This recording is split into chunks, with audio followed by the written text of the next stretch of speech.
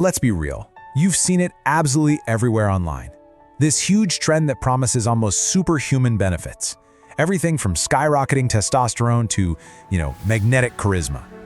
But today, we're going to cut right through all that noise and look at what the actual peer-reviewed science has to say about semen retention. And this is really the core promise, isn't it? The idea that by just stopping one single biological function, you can totally transform your entire life. I mean, it's a really seductive idea, and it has completely taken over men's health spaces online. And the scale of this thing is just staggering. On TikTok alone, videos about semen retention have over 1.2 billion views. Yeah, that's billion with a B. It's a full-blown viral phenomenon, and it's built almost entirely on personal stories and these dramatic claims of transformation. So that's the big question, right? Once you get past the influencers and you step into the actual research labs, does any of this stuff hold up? What the science has to say, well, it might actually surprise you. Okay, let's start with the biggest claim of them all, testosterone. The whole idea is that if you stop ejaculating, your T levels are going to surge, turning you into this more vital, more powerful version of yourself. This is pretty much the foundation of the entire semen retention movement. Now what's wild is that almost all of this hype comes from the data you're looking at right here. It's from one single small study all the way back in 2003. And yeah, you see it. On day 7 of abstinence, testosterone did spike. But look what happens right after. On day 8, it plummets right back to where it started, and it just stays there. It was a temporary blip that lasted less than 24 hours. But here's the real kicker. That one study, the supposed smoking gun for this entire movement, was officially retracted. And what that means is the scientific community looked at it and basically said, nope, this has such serious flaws that its conclusions just can't be trusted. It's off the books. And this slide just lays it all out, plain and simple. On one side, you've got the myth's entire foundation, one flawed retracted study. And on the other side, you have the full weight of modern science. We're talking multiple large-scale reviews, all coming to the same conclusion. There is no significant long-term change in testosterone from abstinence. On this point, the science is crystal clear. So if it doesn't boost your testosterone, what does it do? Well, this is where the story kind of shifts from just debunking a myth to highlighting some genuinely concerning health risks. So here's a look at what's actually happening inside your body.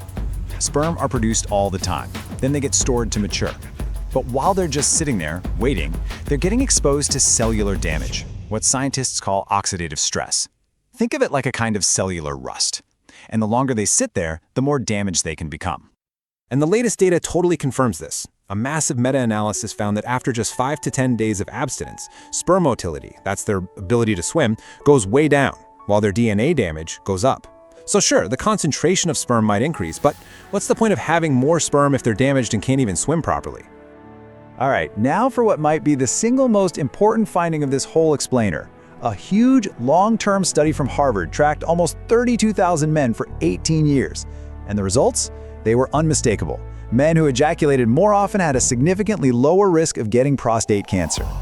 How much lower, you ask? A staggering 31% lower. Men who ejaculated 21 or more times a month saw their risk of prostate cancer drop by nearly a third compared to guys who were only ejaculating a few times a month. The science is really strong here. It suggests that regular ejaculation actually has a major protective effect. Okay, I know what some of you are probably thinking right now.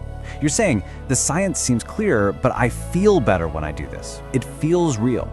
So let's talk about why that is. Because your experience is totally valid, but the cause might not be what you think it is. This is such a crucial question for anyone who's tried this and felt a real change. Are you just imagining things? No, not at all. But those benefits you're feeling are almost certainly not coming from the act of retention itself. There are some really powerful psychological factors at play. Okay, here's what's really going on. Researchers have noticed that guys who start practicing semen retention are often adopting a whole bunch of other positive habits at the exact same time.